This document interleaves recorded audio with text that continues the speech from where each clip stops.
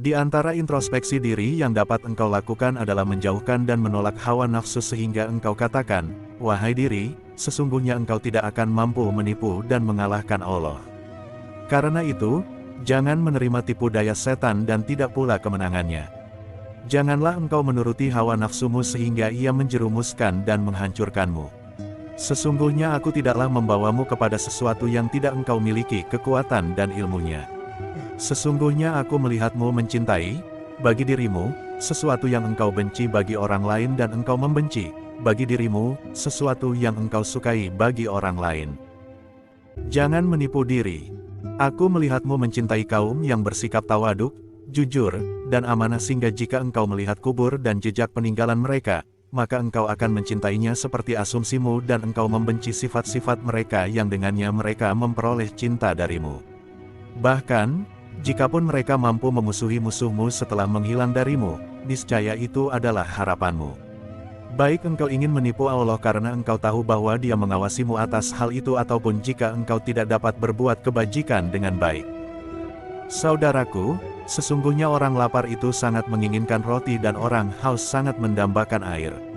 Andai roti dan air diletakkan di atas meja yang berada di hadapannya atau digantungkan di kedua lehernya, maka tetap saja ilmu orang yang lapar dan haus tentang keberadaan roti dan air bersamanya tidak akan bermanfaat bagi mereka berdua, tidak pula kedekatan jarak keduanya, kecuali bila mereka makan dan minum. Demikian pula dirimu, ilmumu tentang kebaikan, keakraban dengannya, dan kecintaanmu terhadapnya tidak akan berguna sehingga kebaikan itu ada pada dirimu dan engkau benar-benar menjadi ahli kebajikan. Namun, aku tidak menganggapmu menyukainya, tetapi engkau tertipu atau menipu diri sendiri dalam klaimmu bahwa engkau menyukainya. Saudaraku, apakah engkau pernah melihat orang haus yang mampu mendapatkan air dingin tapi tidak meminumnya kecuali orang yang mengaku aku haus yang tidak benar-benar haus? Atau, apakah engkau pernah melihat seorang lapar yang mendapatkan makanan tapi tidak memakannya kecuali ia seorang yang mengaku aku lapar yang sebenarnya tidak lapar? Betapa jelas batalnya klaimmu bahwa engkau mencintai kebaikan dan termasuk salah satu ahlinya jika engkau mengkiaskan kecintaanmu terhadap dunia dengan kecintaanmu terhadap akhirat. Karena, aku melihat jika engkau menginginkan dunia, maka engkau pun tidak menghendaki selainmu menjadi pemiliknya. Lantas, jika engkau menginginkan amal kaum yang saleh seperti yang engkau anggap, maka garis bawah tidak ada yang paling berat bagimu selain bahwa engkau harus menjadi pelakunya. Seandainya engkau mencintainya niscaya engkau sangat menginginkan tidak seorang pun yang mendahuluimu dan memiliki yang lebih banyak daripada yang engkau miliki. Saudaraku, kapankah engkau kenyang lagi jenuh mendustai dan menipu Allah? Kapankah, dari masa hidupmu, engkau menginginkan namamu tertulis bersama nama-nama kaum yang saleh dan rendah hati, kaum yang ikhlas dan senantiasa memberi nasihat, kaum yang selalu bersyukur dan rela, kaum yang senantiasa bersabar dan pasrah, kaum yang percaya dan tawakal, kaum yang berserah diri dan takut, kaum yang senantiasa rindu dan bijak, serta kaum yang alim dan penuh keyakinan. Aku katakan dengan sungguh-sungguh kepadamu, jika seseorang diam karena mementingkan diri sendiri, maka engkau patut diam dalam posisimu sebab aku melihatmu begitu mementingkan dan mendekati dunia, yang disertai dengan keyakinanmu bahwa dunia tidak ada dan keinginanmu untuk meninggalkan jalan kaum saleh dan ahli kebajikan, serta kerelaanmu untuk tidak bergaul dan berdekatan dengan Nabi Muhammad SAW. Di surga, seandainya engkau bersahabat dengan Nabi di dunia, kemudian engkau meninggalkan seluruh urusan dunia dan mengedepankan persahabatan dengan beliau, niscaya yang engkau tinggalkan adalah sesuatu yang lebih hina dibanding dengan yang engkau peroleh. Lalu, bagaimana dengan persahabatan di surga yang disertai kepemilikan yang abadi di sisi Allah dan para kekasihnya? Juga, bersama para nabi, kaum yang jujur, para syuhada, dan kaum saleh dalam suasana yang penuh dengan kenikmatan, kebahagiaan, dan kesejahteraan yang abadi. Evaluasilah dirimu, saudaraku. Lihat apa yang terkandung di dalam penipuan ini. Lihat apa yang telah mengalahkanmu dan keyakinanmu. Atau, tipu daya macam apa yang telah masuk ke dalam dirimu. Pikirkanlah tentang timbangan amalmu kelak dan pertanyaan Allah kepadamu tentang amal-amal seberat zarah dan biji sallallahu alaihi wasallam, juga yang lebih besar ataupun lebih kecil dari itu. Pikirkanlah tentang cepatnya ajal berakhir, dan pendeklah dalam angan-angan, sehingga engkau tidak dapat meninggalkan angan-anganmu dan tidak pula ia dapat meninggalkanmu barang sekejap mata, tidak pada malam hari dan tidak pula pada siang hari. Subhanallah, bagaimana engkau tidak bingung dan kehilangan akal karena kaget terhadap urusanmu? Evaluasilah urusanmu, pikirkan apa yang diinginkan dari dirimu. Yang diinginkan darimu adalah jika engkau beramal atau tidak beramal, maka inginkanlah kerelaan Allah dengannya. Apakah yang engkau bisa lebih sedikit dari ini? Ini dalam hal nafilahmu. Sedangkan dalam fardumu, engkau tidak diizinkan untuk meninggalkan barang sedikit pun sehingga engkau mengerjakan sesuatu sesuai dengan perintah dan meninggalkan sesuatu sesuai dengan larangan. Engkau tidak pernah ditugasi sesuatu yang tidak bisa engkau taati dan tidak pula dibebani dengan sesuatu yang tidak pernah dibebankan kepada orang lain. Dengan hal itu, engkau diharapkan agar menginginkan kebajikan untuk manusia. Jika engkau tidak menginginkan suatu kebajikan untuk mereka, maka jangan menginginkan kejahatan untuk mereka. Apakah yang engkau bisa lebih sedikit dari ini? Atau, engkau rida bahwa manusia menginginkan kebajikan untuk dirimu sedangkan engkau menginginkan kejahatan untuk mereka. Yang diinginkan darimu, janganlah menjadikanmu sebagai di atas manusia dalam jiwamu, tidak dalam hatimu, dan tidak pula di lidahmu. Apakah yang engkau bisa lebih sedikit dari ini? Padahal, engkau dan semua orang telah diseru untuk melakukan hal ini, bukan engkau saja.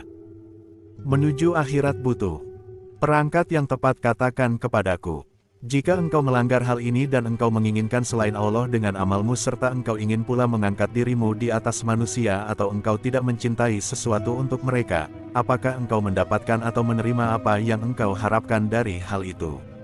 Tidakkah engkau mengetahui bahwa engkau akan berada di jarak yang paling jauh dengan Allah jika seperti itu? Kendati demikian, aku tidak pernah melihatmu mencari dinar atau dirham sehingga memberimu manfaat dan dapat menemanimu pada hari-hari yang engkau jalani. Akan tetapi, engkau mencari pujian, penghormatan, dan kedudukan dengan hal itu. Engkau telah memilih suatu jalan cara yang dengannya engkau patut mendapat sikap benci orang-orang yang berbeda denganmu, dan orang-orang yang sepaham denganmu ketika mengemuka urusan rahasiamu, yang memang pasti akan mengemuka suatu ketika. Kesabaran tidak pernah mewariskan alasan dan dalih bagi manusia. Siapa tidak pernah bertemu Allah dengan kenikmatan ridha sesuai dengan perintahnya, hendaklah ia menemui Allah dengan kesabaran dan penjauhan dari sesuatu yang dibencinya. Dan, siapa belum pernah bertemu Allah dengan membenci larangannya, janganlah ia menemui Allah dengan cinta untuknya, tetapi dengan kesabaran. Sebab, kesabaran tidak lagi menyisakan dalih bagi manusia. Dari yang sedikit ada pelajaran bagi orang banyak. Sesungguhnya jika ahli dunia menginginkan sesuatu, maka mereka mulai dengan permintaan, mereka meminta suatu perangkat yang dengannya mereka mengerjakan hal itu. Jika tidak, maka tidak ada sama sekali jalan bagi mereka untuk menuju kepada pekerjaan itu.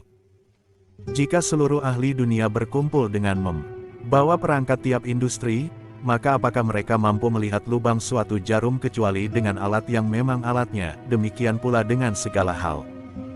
Pernahkah engkau melihat seorang tukang pemasang ladam mampu melakukan pekerjaannya dengan alat yang digunakan tukang jahit? Atau, mampukah tukang jahit melakukan pekerjaannya dengan menggunakan alat tukang pemasang ladam? Demikian pula dengan setiap pekerjaan.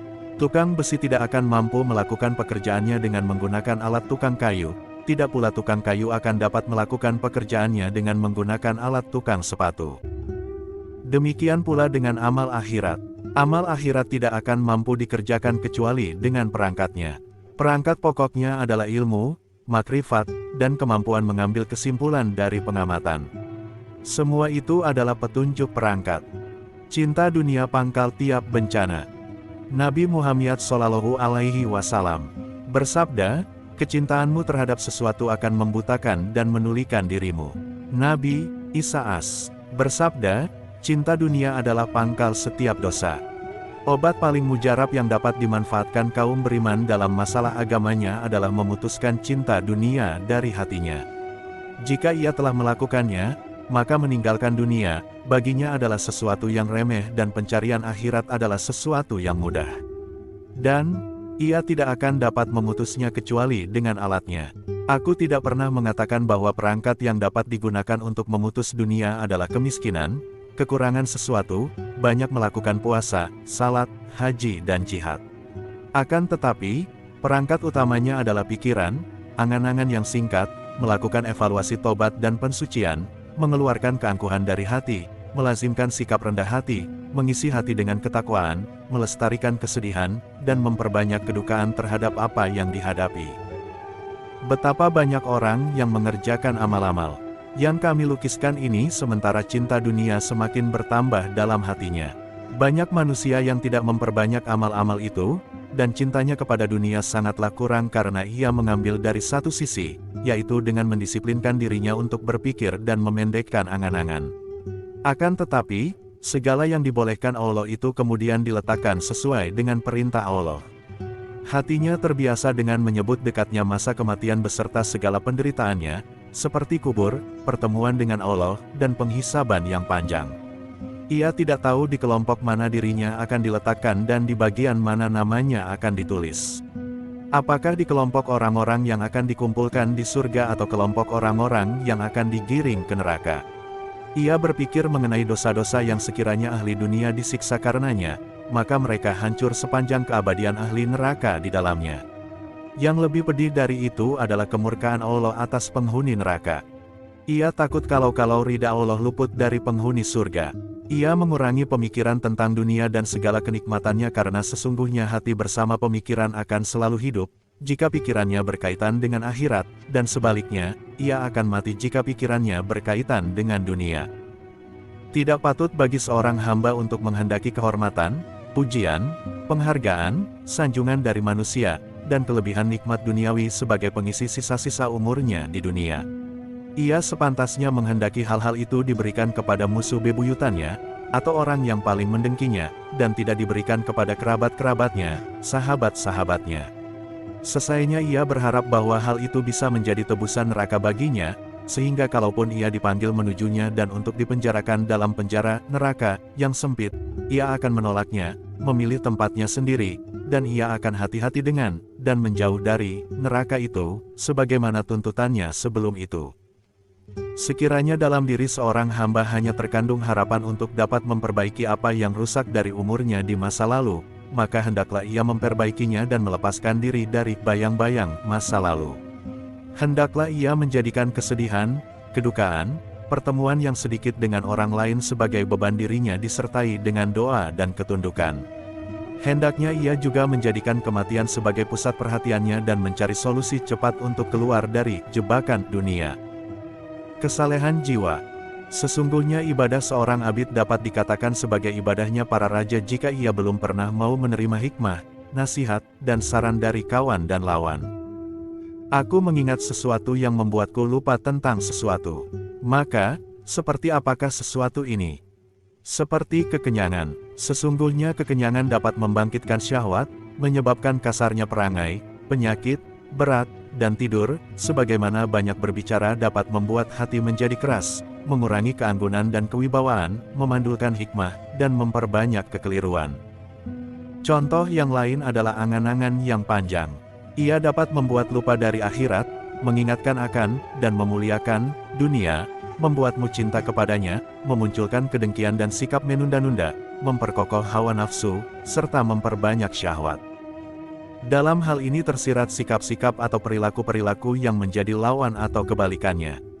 Jika engkau memikirkannya, maka engkau akan mengetahui sesuatu yang dapat mendatangkan kebaikan dan yang mendatangkan kejahatan. Setiap kesibukan akan membuat orang lupa terhadap kesibukan yang lain sebab hati cuma satu dan tak dapat disibukkan kecuali oleh satu hal. Waspada. Tanda-tanda kewaspadaan yang paling nyata adalah rasa sedih dan duka, serta persiapan yang baik untuk kesedihan dan kedukaan itu. Sedangkan tanda-tanda kelengahan yang paling nyata adalah sikap riang dan angkuh karena keduanya melupakan dan melalaikan kewaspadaan. Meninggalkan kewaspadaan berarti pula meninggalkan persiapan untuk sesuatu setelah kematian. 21 Keinginan, kejujuran, dan hawa nafsu. Allah sungguh mampu menundukkan hawa nafsu bagi kejujuran, meskipun hal ini tak sering terjadi pada seseorang. Orang yang mengetahui hal yang sedikit ini jumlahnya sedikit. Sebaliknya, orang yang tidak tahu jumlahnya sangat banyak. Pasalnya, Kehendak untuk beramal terjadi sebelum amal itu, syahwat dan hawa nafsu muncul menyertai amal, sedangkan niat dan kejujuran berada di belakang keduanya. Setiap kali seorang hamba berkehendak atau bertekad untuk beramal, baik dalam waktu dekat maupun jauh, maka hawa nafsu, syahwat, niat yang jujur akan bersegera menuju hatinya dengan mengingat-ingat apa yang bisa diharapkan dan diciptakan dari amal seperti itu, berupa kebutuhan-kebutuhan duniawi, kesenangan-kesenangannya, manfaat-manfaatnya, dampak-dampaknya, kelezatan-kelezatannya, dan segala sesuatu yang menyenangkan, serta sesuatu yang memperbaiki posisinya di tengah manusia dan yang membuatnya dikenang dengan pujian, sanjungan, kehormatan, kedudukan, ketinggian, dan kekuasaan. Keinginan yang jujur nanti akan menghilang. Selama ia hilang, hati akan menerima semua itu, tak pernah menolaknya sedikit pun, karena hati harus memiliki harapan terhadap amal yang diinginkannya. Manusia adalah makhluk yang paling banyak lupa pada saat itu akibat pujian, sanjungan, kelembutan, penghormatan, kehormatan, kepemimpinan, dan kedudukan yang dibawa jiwa dan hawa ke dalam hati secara keseluruhan, termasuk yang seringkali menghiasi, memikat, sekaligus membuatnya senang. Oleh karena itu, kelengahan dan kelupaan terhadap keinginan yang jujur semakin bertambah banyak. Seandainya tempat sesuatu yang dikagumi dan dipikat hati adalah kepahitan dan ketidaksenangan, maka hati tak akan pernah menerima kelupaan dan kelengahan, tetapi karena kesepakatan itu telah datang, maka kemudian hati menjadi tenang dengan kerusakan tersebut. Siapa dikaruniai Allah nikmat sehingga keinginan yang jujur berada di depan hawa dan syahwat dirinya dan sehingga ia mendambakan ridha Allah dan kampung akhirat dengan amalnya, maka dalam hal ini, kesibukan hati dan segenap harapannya pada saat itu tertuju kepada ridha Allah dan balasannya. Apa yang dibawa jiwa dan hawa, sebagaimana telah kami sebutkan, tak akan pernah diterima hati dan pasti ditolaknya atas mereka. Di situ terkandung nikmat yang paling agung dan pelakunya perlu bersyukur sebanyak-banyaknya. Bila nafsu mendahului keinginan yang benar. Jika nafsu, hawa, dan syahwat mendahului keinginan iradat yang benar, maka orang yang mengalaminya perlu diam, melakukan perenungan, dan berpikir sehingga hatinya bersih dari nafsu, syahwat, dan hawa yang menimpanya, serta meletakkan keinginan terhadap Allah di posisi itu, bahkan di depannya. Ia akan diterima hati, baik dalam keadaan yang membuatnya tidak senang atau malah menyenangkannya. Kemudian ia berhati-hati dan waspada sampai ia mengakhiri amal yang dibuka dengan keinginan yang benar itu dan setelah menyelesaikannya, selama hayat masih dikandung badan. Ketahuilah bahwa melaksanakan hal ini lebih berat daripada memindahkan batu karang dan menaiki sesuatu yang tajam. 104 Kecuali oleh orang yang dianugerahi Allah kemampuan untuk itu dan perhatian kepadanya sebagai ekspresi ketakutan akan kerusakan dirinya dan kesia-siaan amalnya. Sebab, sang musuh memaksa, bersungguh-sungguh, dan bermaksud menipu dalam upayanya membiuskan penyakit-penyakit yang merusak amal, maka ia perlu senantiasa mengamatinya sebelum merasuk ke dalam amal, setelah masuk, ataupun setelah keluar darinya. Bila keinginan sudah benar, jika ia mengedepankan keinginan dan niat yang jujur, benar, dan tidak mengandung penyakit, lalu ia tindak lanjuti dengan amal, menafikan hawa, mencegah nafsu, menentang syahwat, dan memerangi musuh, maka bila sang musuh melawannya setelah masuk ke amal, maka sang musuh memperlihatkan penyakit-penyakit yang merusak amal, sebagaimana yang telah kami sebutkan.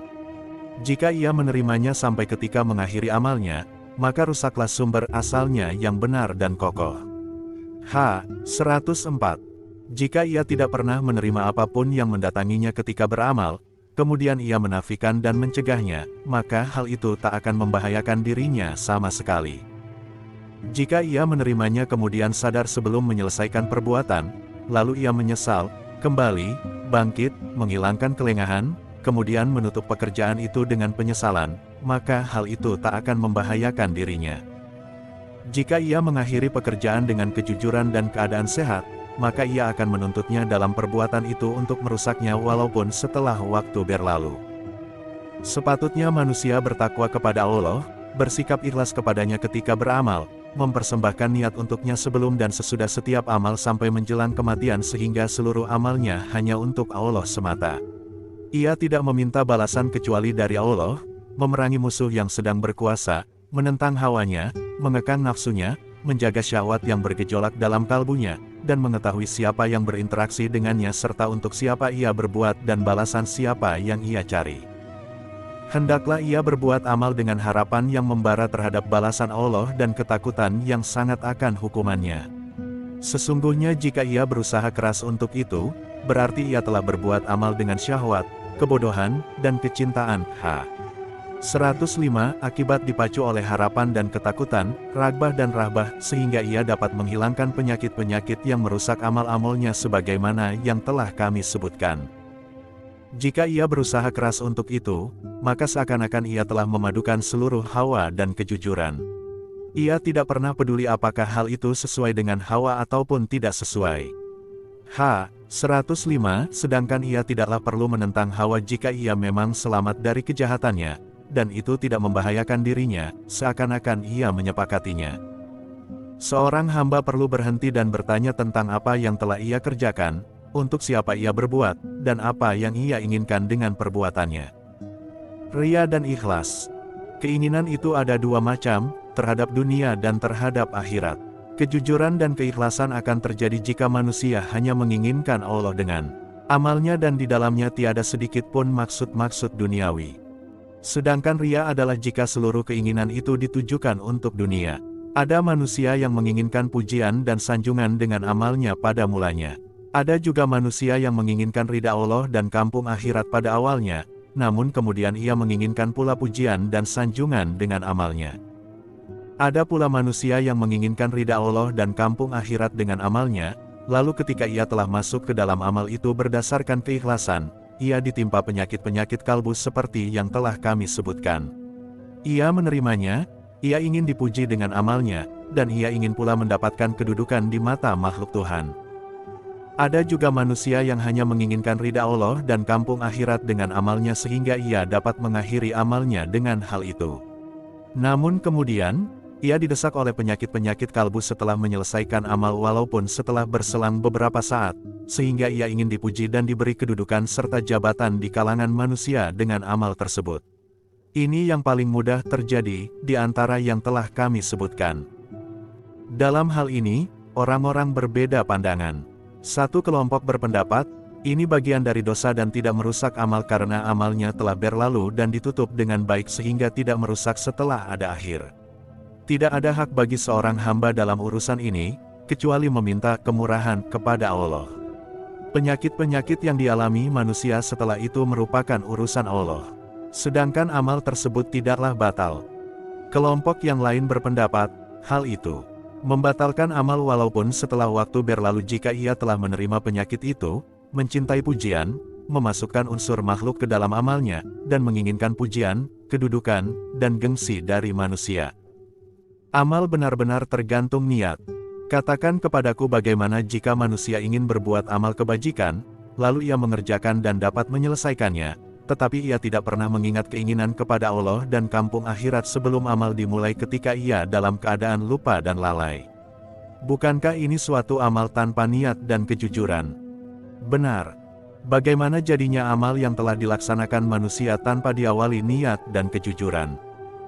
Jika belum didahului niat dan kejujuran, maka amal itu akan tidak berarti apa-apa. Pasalnya, Nabi Muhammad SAW pernah bersabda, sesungguhnya amal-amal itu tergantung kepada niat. Jika engkau katakan, aku lupa berniat, maka itu adalah pengakuan dan tiada hujah bagimu. Hanya dunia dan keinginanmu yang berlebih terhadapnya yang melupakanmu dari berniat. Bukankah bencana yang menimpa Adam disebabkan kelupaan dan minimnya tekad? Tidakkah engkau pernah mendengar firman Allah, dan sesungguhnya telah kami perintahkan kepada Adam dahulu, maka ia lupa akan perintah itu, dan tidak kami dapati padanya kemampuan yang kuat. Quran Surat Taha, 115. Sesungguhnya sebuah amal tidak akan dapat dikatakan amal yang sesuai dengan perintah Allah kecuali jika didasari niat yang jujur, keinginan yang baik, dan mengedepankan keduanya sebelum amal itu dimulai. Itulah amal yang sesungguhnya menurutku, sebagaimana sabda Nabi Muhammad SAW, semua pekerjaan tergantung kepada niat. Perhatikan pula amal lahiriah.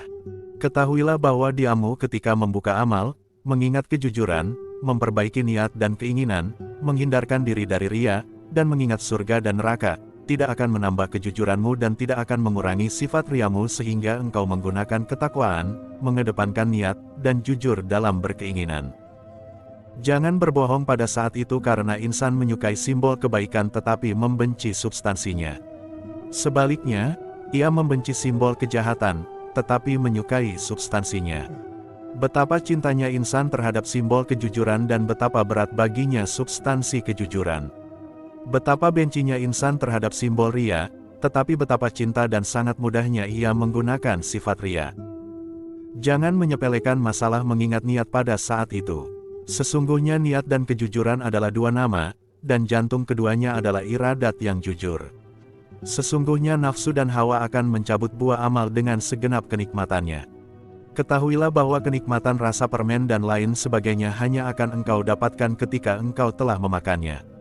Manisnya hawa dan syahwat dalam pikiran adalah jika engkau ikuti sesuai kemauanmu.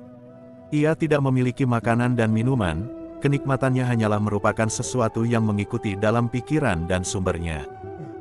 Ketahuilah bahwa manis dan lezatnya ria adalah kelezatan yang bercampur dengan kalbu dan mengalir dalam keringat.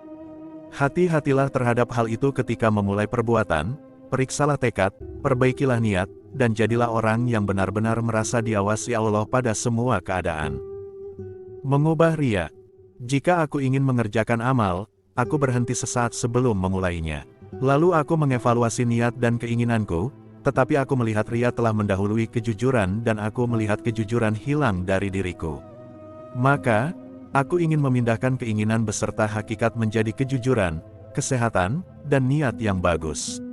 Aku ingin pula menjaga hawa beserta segala hiasan, sifat ria, dan syahwatnya.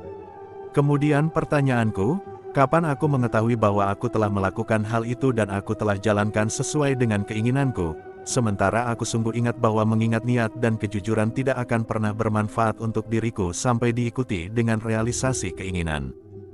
Sebab, keduanya tidak berkumpul dalam satu hati. Mungkin saja simbol keduanya bersatu, tetapi substansi keduanya tidak bersatu. Jika engkau tidak menginginkan substansi dan lebih suka dengan kemauanmu serta lebih suka kepada iradat Allah dan kampung akhirat dengan amal itu, maka engkau telah mengetahui bahwa yang ini telah hadir dan yang itu tidak ada, sama persis bila engkau mengetahui bahwa ria telah hadir dan niat telah menghilang. Jika apa yang telah aku lukiskan kepadamu berubah menjadi samar, maka lewati saja hal itu seolah-olah engkau tidak pernah ingin melakukannya sama sekali, dan jujurlah dalam hal itu. Jika engkau telah mengetahui bahwa dirimu telah jujur dengan tindakanmu melewatinya begitu saja, maka mulailah kembal dari pangkalnya. Jika engkau mendapati dirimu rela dan tenang dengan tindakanmu meninggalkan amal itu, maka ketahuilah bahwa hal itu merupakan tanda hadirnya kejujuran dan absennya hawa dan ria. Akan tetapi, jika engkau mendapati dirimu benci untuk meninggalkannya, maka ketahuilah bahwa sesungguhnya hawa telah merasukimu. Berikanlah aku suatu contoh yang lebih konkret dari ini. Seperti seseorang yang ingin membuat makanan untuk mengundang kawan-kawan. Ia mengevaluasi diri dan tekadnya. Akan tetapi, tiba-tiba ia ingin mengundang seseorang untuk suatu kepentingan dengannya. Ia ingin mengundang yang lain agar masa pembayaran hutangnya bisa diperpanjang, dan untuk memanfaatkan serta menguasainya. Ia juga ingin mengundang yang lain untuk meminta dukungan melakukan kezaliman. Ia mengundang yang lain untuk memperoleh kepentingan duniawi. Ia ingin mengundang seseorang agar dirinya dipuji, disanjung, dan disebut-sebut. Ia ingin mengundang seseorang untuk bincang-bincang dan berdiskusi dengan mengabaikan orang lain.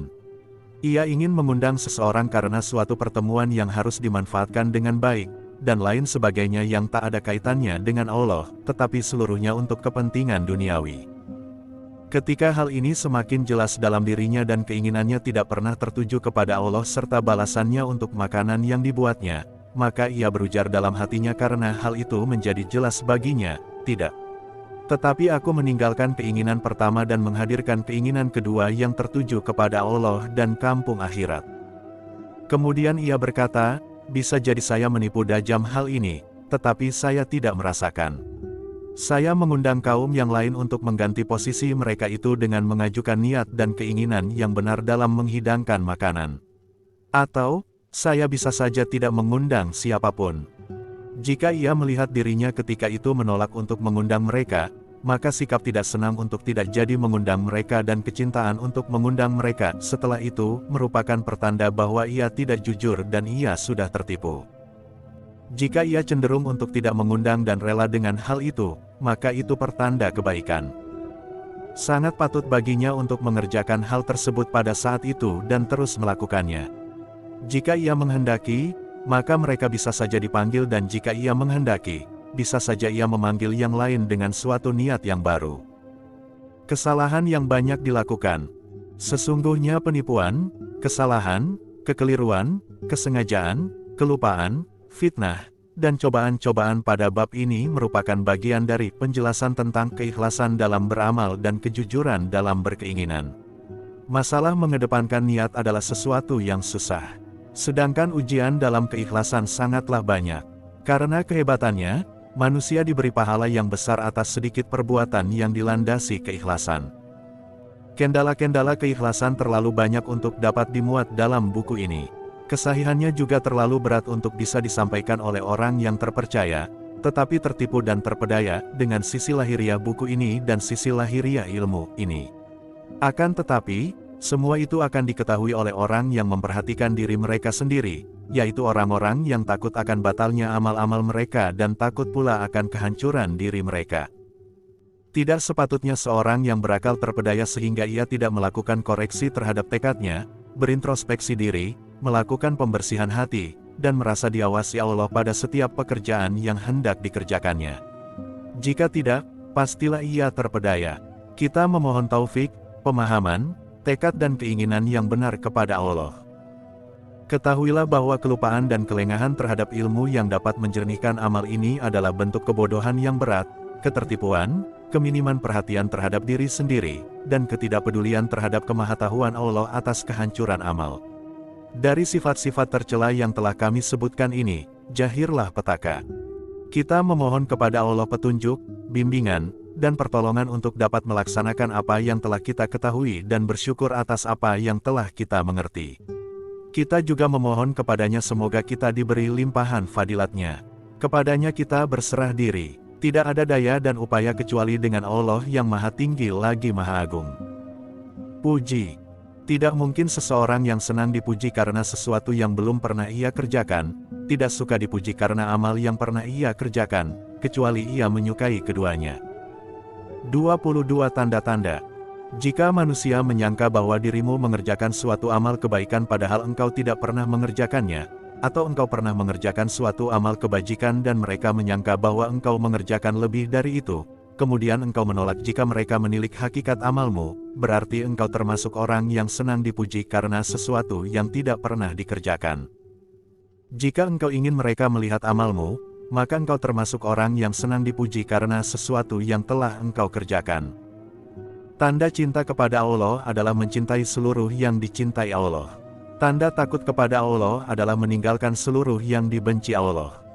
Tanda malu kepada Allah adalah tidak melupakan bahwa dirimu akan kembali kepada Allah dan bahwa engkau diawasinya pada seluruh permasalahanmu sesuai dengan kadar kedekatanmu dengannya.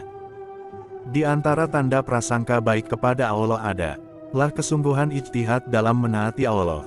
Tanda pemberi nasihat kepada jalan Allah adalah penerimaan yang sungguh-sungguh atasnya, pemahaman kitabnya, melaksanakan ajarannya, mengikuti sunnah nabinya, serta senang jika Allah ditaati dan tak didurhakai dan senang jika Allah selalu diingat dan tak dilupakan. Tanda pemberi nasihat untuk manusia adalah jika engkau mencintai dari mereka suatu ketaatan yang engkau juga cintai bagi dirimu sendiri dan membenci dari mereka suatu kemaksiatan yang engkau juga benci bagi dirimu sendiri. Tanda kesabaran adalah jika engkau tidak mengeluh sedikit pun karena seluruh musibah yang menimpa kepada salah satu makhluk Tuhan. Kesabaran itu terdiri dari kesabaran dalam menunaikan ketaatan, kesabaran dalam menjauhi maksiat, kesabaran dalam menyembunyikan musibah yang merupakan simpanan kebajikan, dan kesabaran dalam menyembunyikan ketaatan. Sedangkan pengertian kesabaran itu sendiri adalah menahan diri dari semua itu. Di antara tanda rida terhadap Allah adalah rida terhadap keputusannya, yaitu ketenangan hati akan hukum-hukum Allah, penyerahan diri kepadanya sebelum rida, dan rida setelah penyerahan diri.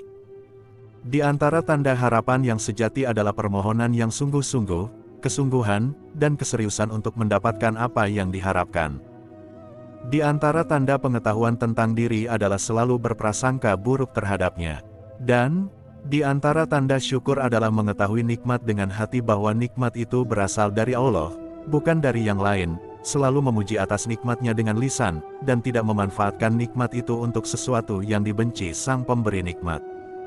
Apa legitimasi pengetahuanku ini?